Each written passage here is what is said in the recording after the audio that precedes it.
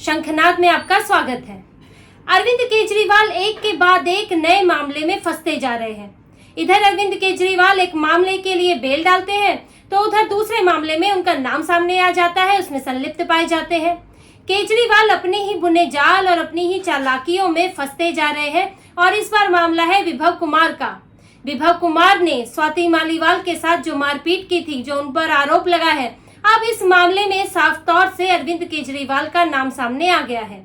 Delhi police ने high court में chargesheet दायर की है। इस मामले की एक लंबी चार्जशीट दायर की गई है जिसमें 5 खास बातें बताई गई हैं और जिसमें सबसे महत्वपूर्ण है केजरीवाल का अब इसमें नाम साफ तौर पर आ गया है। जिस बात से आम आदमी पार्टी इंकार कर रही थी कि केजरीवाल उस घटना के दिन मौजूद ही नहीं थे, केजरीवाल उस आवास में ही नहीं थे, मुख्यमंत्री आवास में ही नहीं थे जब ये घटना हुई, जब विभव कुमार और स्वाति मालीवाल की लड़ाई हुई। अब दिल्ली पुलिस ने अपनी चार्जशीट में बताया है कि ये बात झूठी है। दिल्ली पुलिस ने साफ साफ कहा है कि घटना के बाद, तुरंत बाद, जब विभव और स्वाति मालीवाल के बीच झगड़ा हुआ और स्वाति मालीवाल के अनुसार विभव ने पिटाई की, तो उसके तुरंत बाद विभव कुमार और अरविंद केजरीवाल मुख्यमंत्री आवास में एक साथ थे। ये दिल्ली पुलिस ने चार्जशीट में कहा है और दिल्ली पुलिस के पास इसके सबूत भी हैं। ये सिर्फ ऐसे ही नहीं कह दिया गया है। जबकि ये आम आदमी पार्टी का कहना था कि केजरीवाल उस वक्त घर में मौजूद ही नहीं थे और स्वाति मालीवाल बार बार ये कह रही थी कि जब वो मुख्यमंत्री आवास पर आई तो उनसे ये कहा गया कि हाँ, अरविंद केजरीवाल आपसे मिलेंगे, आप यहाँ इंतजार कीजिए। लेकिन उसके थोड़ी देर बाद विभव कुमार आए और कहा कि केजरीवाल नहीं मिलेंगे और उनके साथ मारपीट शुरू कर दी। लड़ाई झगड़ा हुआ, फिर मारपीट शुरू की। तो अरविंद केजरीवाल उस वक्त घर में थे या नहीं, इसको लेकर पहले कंफ्यूजन चल रही थी कि सच कौन बोल रहा है। लेकिन अब दिल्ली पुलिस सबूतों के साथ आई है कि केजरीवाल घटना के बाद विभव कुमार के साथ उस घर में मौजूद थे, साथ थे। तो क्या अरविंद केजरीवाल कहीं छुपे हुए तो नहीं थे? क्या वो बाहर थे और घटना के तुरंत बाद कहां से आ गए?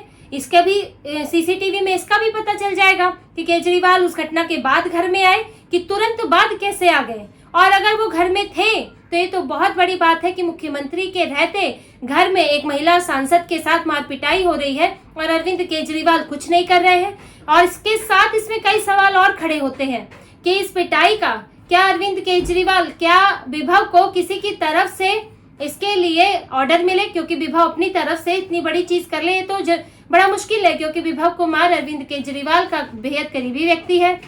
वो उनकी खाने पीने, दवाई से लेकर पीए का काम भी करता है। वो पीए हैं, वो तो सिर्फ आदेश का पालन करेंगे। तो विभव कुमार को ये भी सवाल खड़ा उठता है कि क्या विभव कुमार को किसी ने कहा क्या अरविंद केजरीवाल की तरफ से आदेश आए या घर के किसी दूसरे सदस्य की तरफ से आदेश आए? क्योंकि उस वक्त उनकी पत्नी भी घर में मौजूद थी, उनके माता पिता भी घर में मौजूद थे।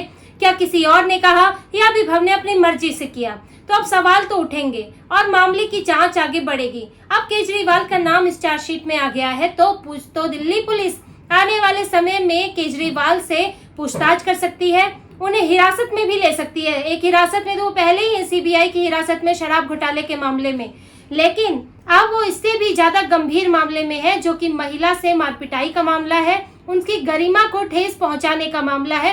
ये एक बड़ा मामला बनता है जिसमें जमानत भी नहीं मिलती और यही वजह है कि विभव को भी जमानत नहीं मिल पा रही है। अरविंद केजरीवाल से इस बारे में पूछताछ हो सकती है और यहाँ तक कि सुनीता केजरीवाल और अरविंद केजरीवाल के माता पिता से भी पूछताछ हो सकती है कि उस दिन हुआ क्या था, क्या विभव को किसी के द्वारा आदेश दिए गए थे। क्रॉस क्वेश्चनिंग हो सकती है। अब ये केजरीवाल इस मामले में अंदर तह तक फंसते नजर आ रहे हैं और आम आदमी पार्टी के दूसरे नेता भी अब इस मामले में उनका नाम आ रहा है, क्योंकि दिल्ली पुलिस का कहना है कि इसके पीछे कोई बड़ी कॉन्स्पिरेसी हो सकती है। क्योंकि जिस तरह से घटनाक्रम हुआ, दिल्ली पुलिस ने अच्छे से बताया है कि इसमें जो दूसरा पॉइंट सामने आया है वो ये कहता है कि आम आदमी पार्टी के नेताओं ने, वो भी सांसद और विधायक मंत्री स्तर के नेताओं ने बार बार अपने बयान बदले। मई में जिस दिन ये घटना हुई उसके अगले दिन संजय सिंह ने प्रेस कॉन्फ्रेंस की और ये कहा कि अरविंद केजरीवाल को इस घटना का संज्ञान है, विभव कुमार को पीए के पद से हटाया जाता है और अरविंद केजरीवाल उचित कार्रवाई करेंगे। उन्होंने ये माना कि स्वाति मालीवाल के साथ मारपीट हुई है, लेकिन 2 दिन बाद जब विभव के खिलाफ वारंट आ गया, 18 मई को विभव की गिरफ्तारी हुई, उसके बाद अतिशी मरलीना आती है, प्रेस कॉन्फ्रेंस करती है और कहती है कि स्वाति मालीवाल बीजेपी की एजेंट है। स्वाति मालीवाल के साथ कुछ गलत नहीं हुआ, कोई मारपीट नहीं हुई, ये आरोप झूठे हैं और बीजेपी के कहने पर लगाए जा रहे हैं। तो उन 2 दिनों में क्या हुआ, आखिर आम आदमी पार्टी कैसे पलट गई? दिल्ली पुलिस ने इस पर भी सवाल उठाया है और क्या कॉन्स्पिरेसी है, इसकी आगे पुलिस जांच करेगी। इसके अलावा जो मारपीट की बात हो रही है कि आम आदमी पार्टी का कहना था, ये तो झूठ है। स्वाति मालीवाल की मेडिकल रिपोर्ट में ये सामने आया है कि उनके साथ मारपीट हुई है, उनको चोटें लगी है और चोटें इस तरह की है कि वो 3 दिन तक बनी रह सकती हैं।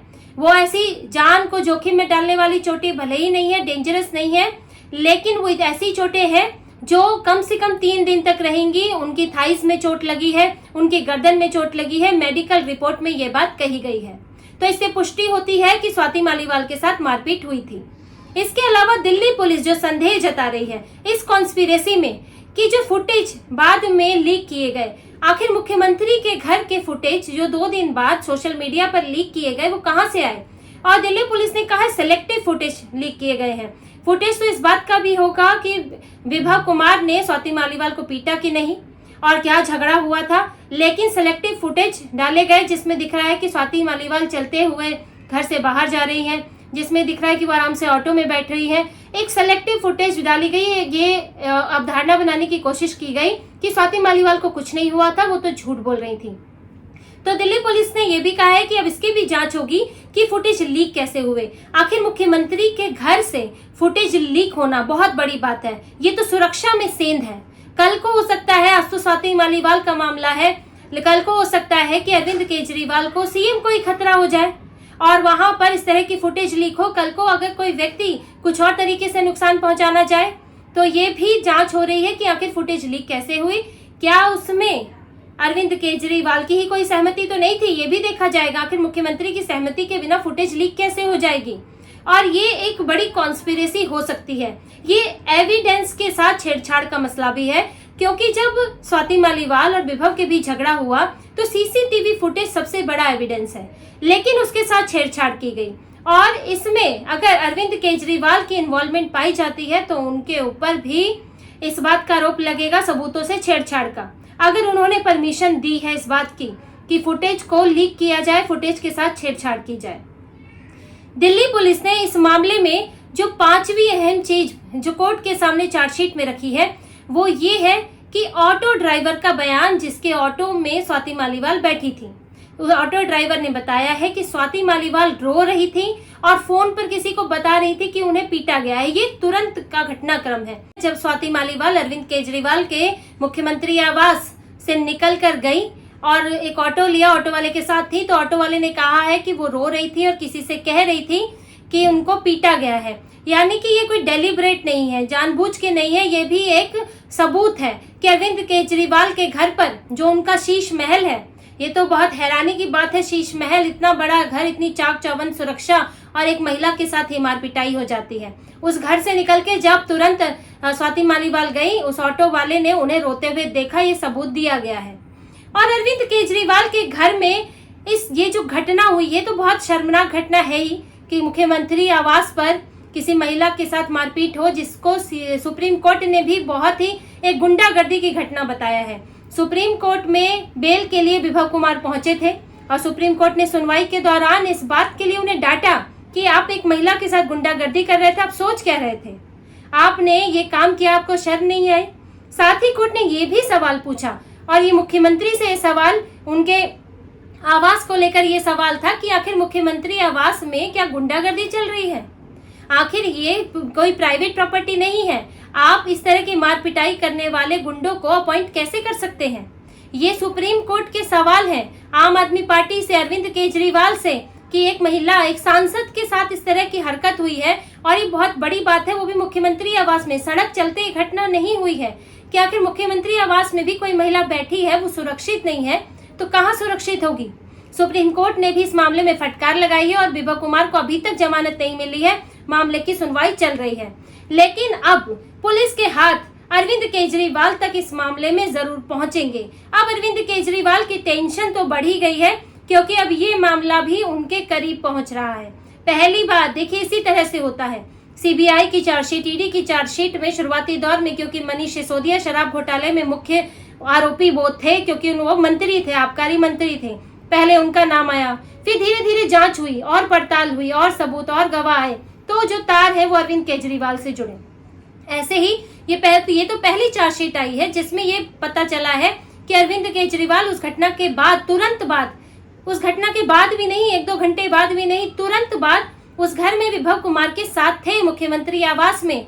तो अब कई सवाल खड़े होते हैं और अगली चार्जशीट में उन कई और सवालों के जवाब भी आएंगे और अरविंद केजरीवाल से जवाब लेने के लिए दिल्ली पुलिस जरूर जाएगी और उनकी हिरासत भी मांग सकती है, क्योंकि बहुत एक सांसद और महिला के साथ ये मारपिटाई का मामला है, एक साजिश की बात भी कही जा रही है। और क्योंकि हर मामले की तरह अरविंद केजरीवाल इस मामले में भी प्रभावी व्यक्ति हैं, वो बाहर निकले तो छेड़छाड़ हो सकती है, गवाह प्रभावित हो सकते हैं, तो कम से कम पूछताछ के लिए तो उनकी हिरासत मांगी ही जा सकती है। साथ ही ये भी ध्यान रखने वाली बात है कि ये मामला आप समझिए शराब घोटाले से भी ज्यादा गंभीर है।